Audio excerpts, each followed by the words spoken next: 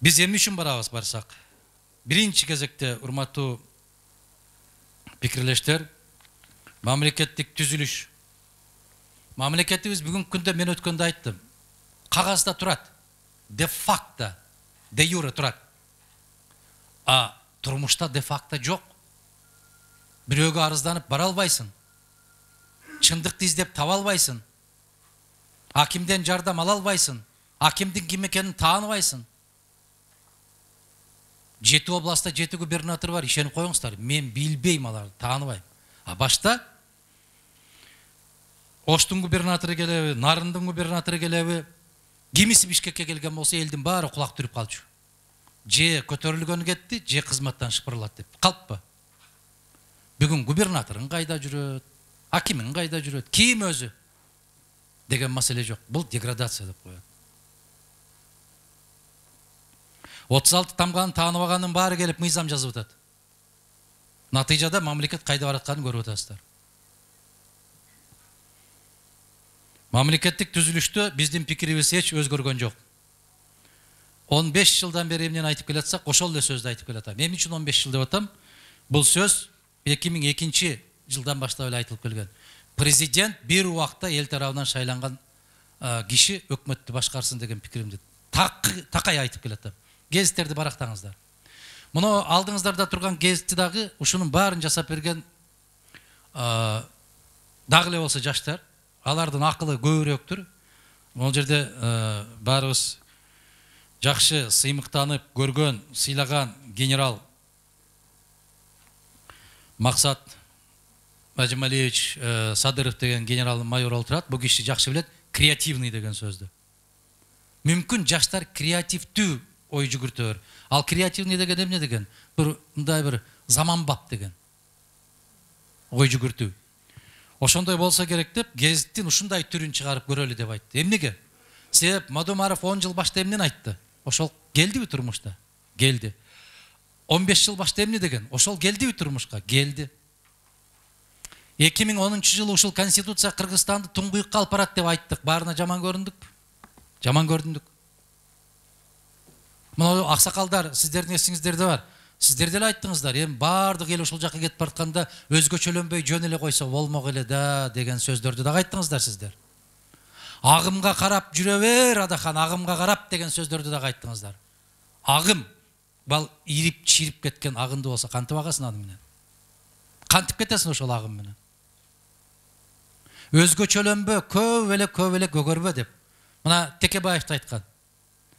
Кече эле сиз менен пикирлеш болуп жүргөндөрдүн баары мынанды жалгыз көгөрүп сиз калдыңыз деп. Эсиңиздерде барбы теледен? Көгөрүп жалгыз сиз калдыңыз деди. Факт. Кечеки тарых бул. Бүгүнкү чындык. Биздин көгөргөнүбүз чындык экен го. Жанымда эч ким калбай калганда дагы мен ошол пикир позициядан кайткан жокмун. Тарых келет, бардыгын ордуна коет. Мына сөздүн да башында жакшы баштаптыр. Мен ушул сөздү көп айтчу элем, Сталиндин сөзүн. Мен кеткенден кийин менин мүрзөмө шыпырындыны, жуугундунун баарын алып келип төгөт. Бирок тарыхтын улуу шамалы баарын учуруп бордордуна коет деп.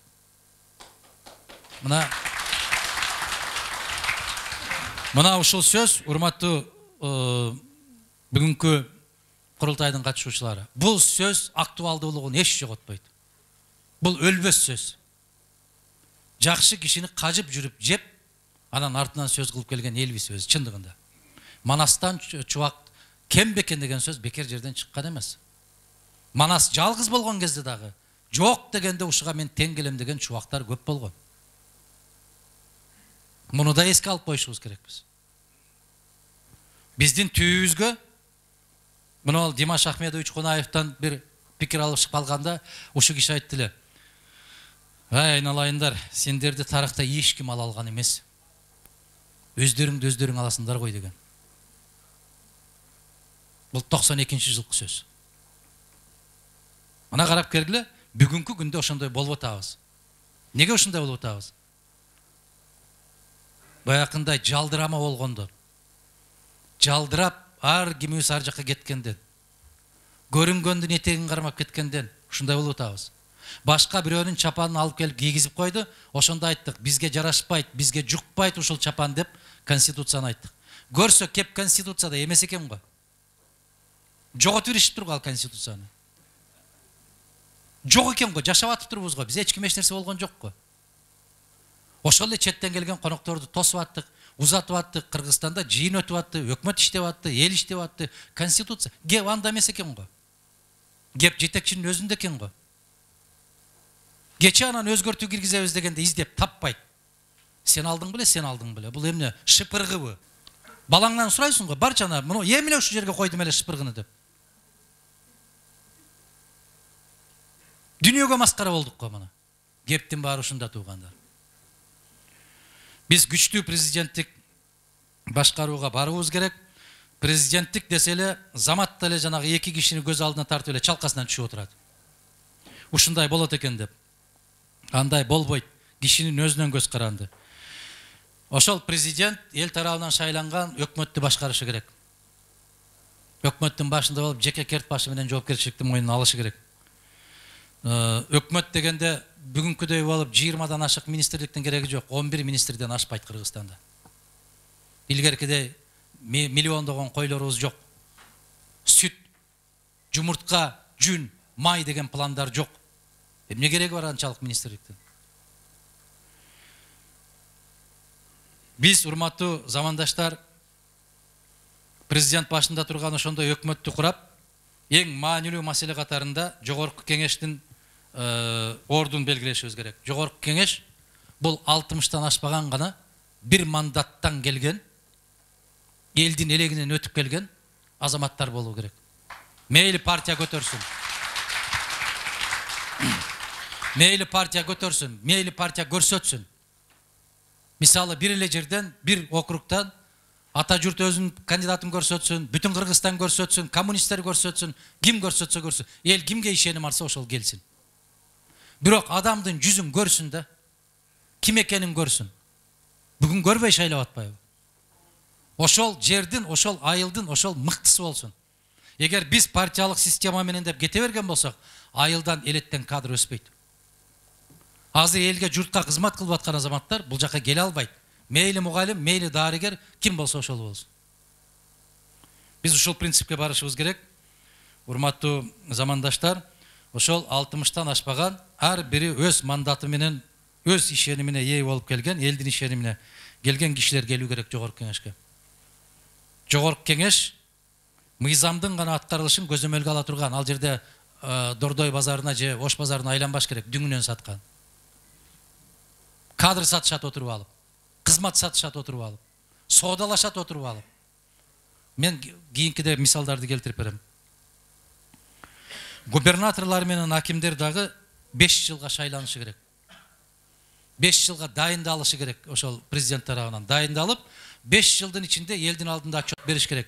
Областты кандай кылып алдың эле? Эмнени өзгөрттүң? Өзгөртө албасаң жоопкерчилигиңди тартышың керек. Ошондо эл ишенет.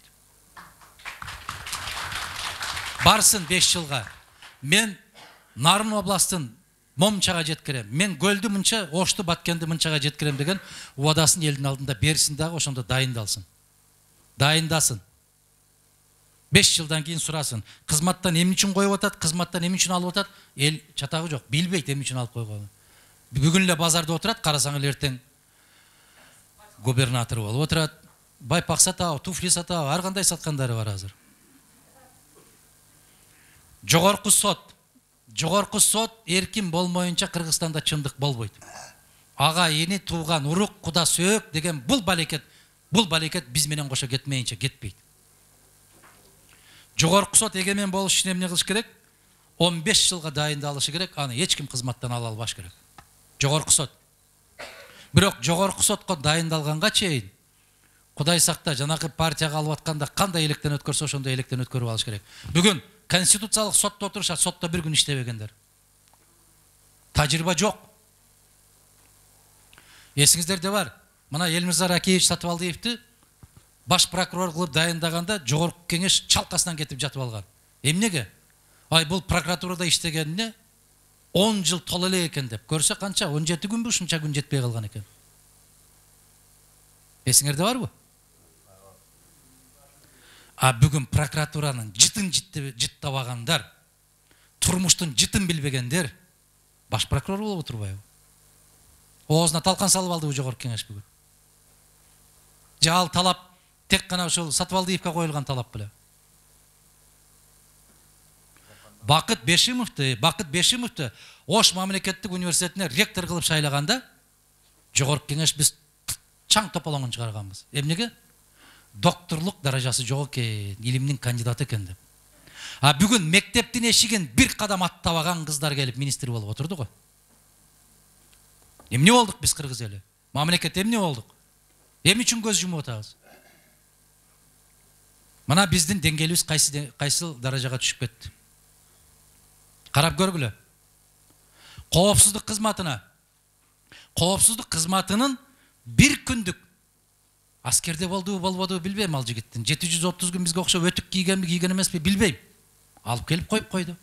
Бул деген сөз 30 жыл, 40 жыл өтүк кийип генерал наамына жеткен кыргыздын азаматтарыны бетине чапкан шапалак. Бул не деген керемет? Бул не деген кесепет?